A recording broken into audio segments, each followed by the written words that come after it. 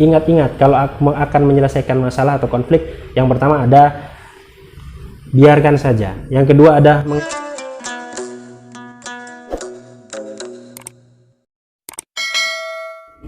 Oke, selanjutnya selain faktor-faktor penyebab konflik, kita harus tahu bagaimana cara mengelola konflik di masyarakat, bagaimana cara menyelesaikan konflik itu di masyarakat. Jadi ini saya bahas umum saja karena dalam sejarah umat manusia itu ada 7 macam penyelesaian konflik. Yang ini sudah diteliti oleh seluruh ilmuwan hukum dan ilmuwan sosial. Yang pertama, bagaimana yang paling mudah cara menyelesaikan konflik itu dengan cara biarkan saja.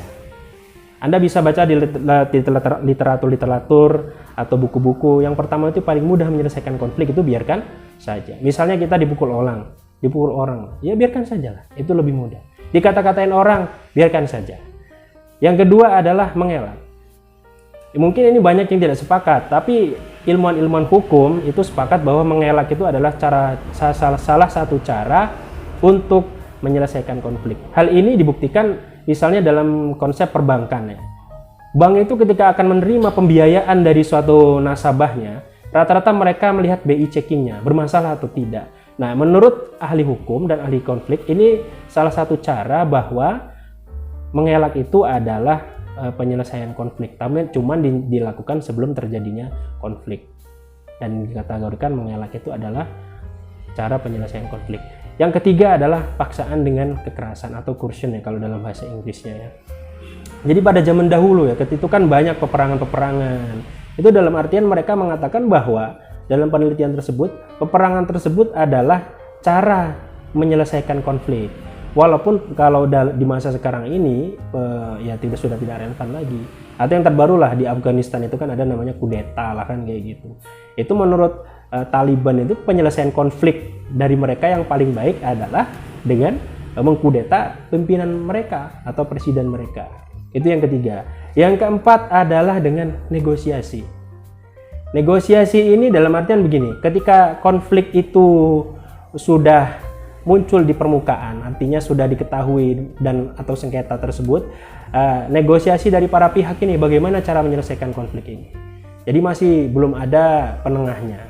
Baru para pihak yang bersengketa itu negosiasi satu sama lain bagaimana agar konflik atau permasalahan tersebut bisa selesai. Itu yang keempat. Yang kelima adalah mediasi. Nah, bedanya negosiasi dengan mediasi. Mediasi ini ada mediatornya. Mediatornya itu bisa kalau di Indonesia ya ada aturannya Perma nomor 1 tahun 2016 yang terbaru kan begitu. Di situ ada, kalau di pengadilan itu ada mediator hakim dan ada mediator non hakim. Itu ada pendidikannya, itu pendidikan khusus yang bersertifikat di Mahkamah Agung Republik Indonesia. Nah, itu untuk mediasi. Mediasi ini adalah penyelesaian masalah yang dibantu oleh pihak ketiga yang netral, sifatnya netral, tidak memihak satu sama lain.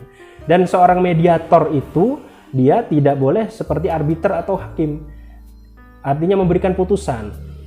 Nah, kalau mediator itu ya memang membantu para pihak untuk menyelesaikan permasalahannya.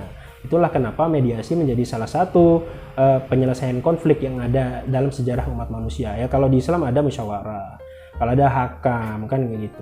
Itu salah satu cara bagaimana konflik atau sengketa itu bisa diselesaikan. Selanjutnya yang ke-6 itu adalah arbitrase. Bedanya arbitrase dengan mediasi, kalau arbitrase ini semi pengadilan lah. Artinya mereka punya putusan yang bisa nantinya bisa mempunyai putusan. Jadi ada kalah ada menang, tapi bukan pengadilan, itu ada namanya arbitrase. Ada arbiternya. Kalau hakim ada hakimnya, kalau arbitrase ada arbiternya gitu. Dan yang terakhir adalah penyelesaian sengketa atau konflik itu dengan menggunakan pengadilan. Ini cara yang paling terakhir ditempuh. Jadi himbauan cara-cara atau nilai-nilai tersebut, 7 penyelesaian sengketa tersebut itu tergantung dari nilai dan budaya yang timbul pada masyarakat. Jadi harapan saya pribadi, kalau ada permasalahan atau konflik di dalam masyarakat itu ya diselesaikan dulu lah secara urutan-urutan tersebut. Misalnya dengan negosiasi, dengan mediasi. Tidak langsung misalnya lapor polisi. Lapor polisi itu bisa dikatakan dengan pengadilan kan gitu. Walaupun pada prosesnya ada mediasi juga ya, mediasi penal ya namanya kalau di kepolisian ya. Kemudian ada negosiasi antar para pihak. Tapi itu jangan sampai ditempuh karena kerugiannya bisa lebih banyak karena itu sudah menggunakan pengadilan penyelesaian tersebut. Kalau penyelesaian dari nomor 1 sampai nomor 5 itu sampai mediasi tersebut itu biayanya ringan. Arbitrase juga ada biayanya. Kembali lagi harapan kami kepada masyarakat bahwa ingat-ingat kalau akan menyelesaikan masalah atau konflik, yang pertama ada biarkan saja, yang kedua ada mengelak, yang ketiga ada paksaan dengan kekerasan, yang keempat ada negosiasi, yang kelima ada mediasi, yang keenam ada arbitrase, yang ketujuh ada pengadilan. Itulah penyelesaian.